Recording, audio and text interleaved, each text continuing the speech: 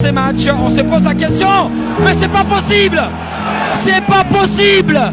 C'est pas possible! C'est pas possible!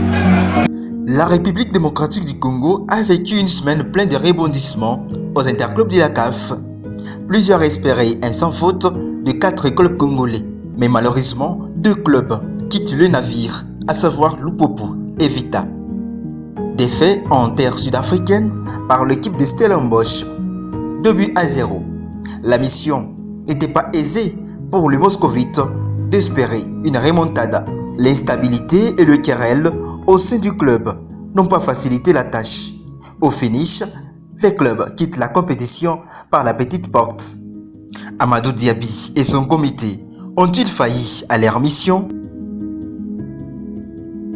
À Lubumbashi, Jacques Kabula Katui a été submergé dans l'océan par l'équipe visiteuse de Bravos Domakis et pourtant tout était réuni pour que la soirée soit belle.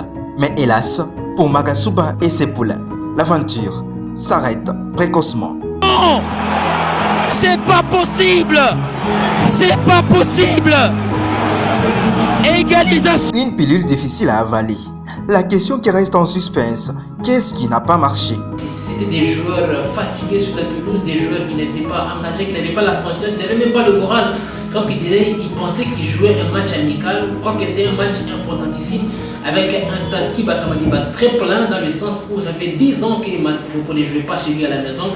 Le magouille du management, des managers et coachs et autres, on les a alignés et voilà, ça paye cash. C'est pourquoi j'ai dit que c'était prévisible que toutes les équipes puissent faire ces faux pas. Dominique Kabamba, analyste sportif, donne son point de vue. Ce qui fait, c'est que les clubs engagés dans les clubs de la CAF sont partis avec les compétitions, avec l'expérience des matchs amicaux dans leurs jambes. Ok, c'est anormal quand on voit Mazembe jouer Red de la Zambie qui joue déjà la 5e journée de son championnat local, quand on voit Maké Magnon qui joue.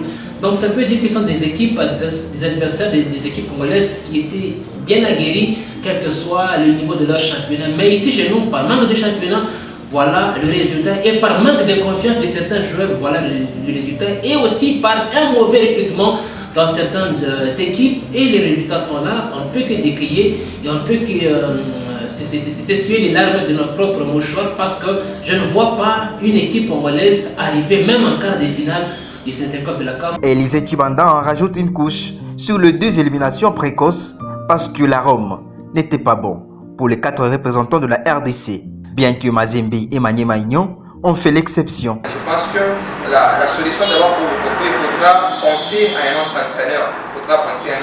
Moi, ça va m'étonner si vraiment le Coco continue à faire confiance à Mohamed Magasuba. En fait, ce qui nous a beaucoup surpris, c'est la défaite de Tout-Puissant et de FC Saint-Clément. Le Coco, personne ne pouvait voir pour être éliminé parce qu'il fallait seulement gagner par un score de 2-0 et espérer la qualif, mais fort malheureusement cette équipe est tombée.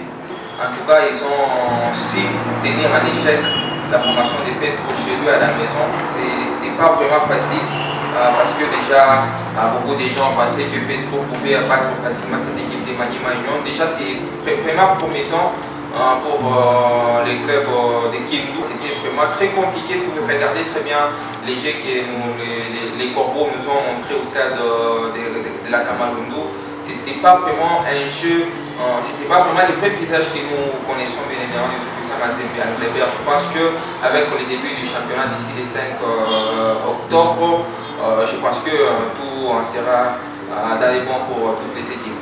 Invite un club pharaonique plein d'ambition depuis l'avènement de Amadou Diaby avec 1000 vestes.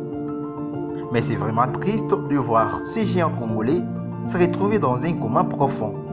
10 ans en arrière, personne n'aurait jamais cru. Vite à l'agonie, il va falloir patienter un peu plus longtemps.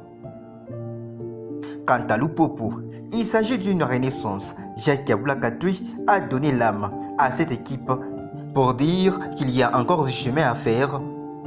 Question de rattraper les temps perdus pour prétendre s'inviter à la table de grand.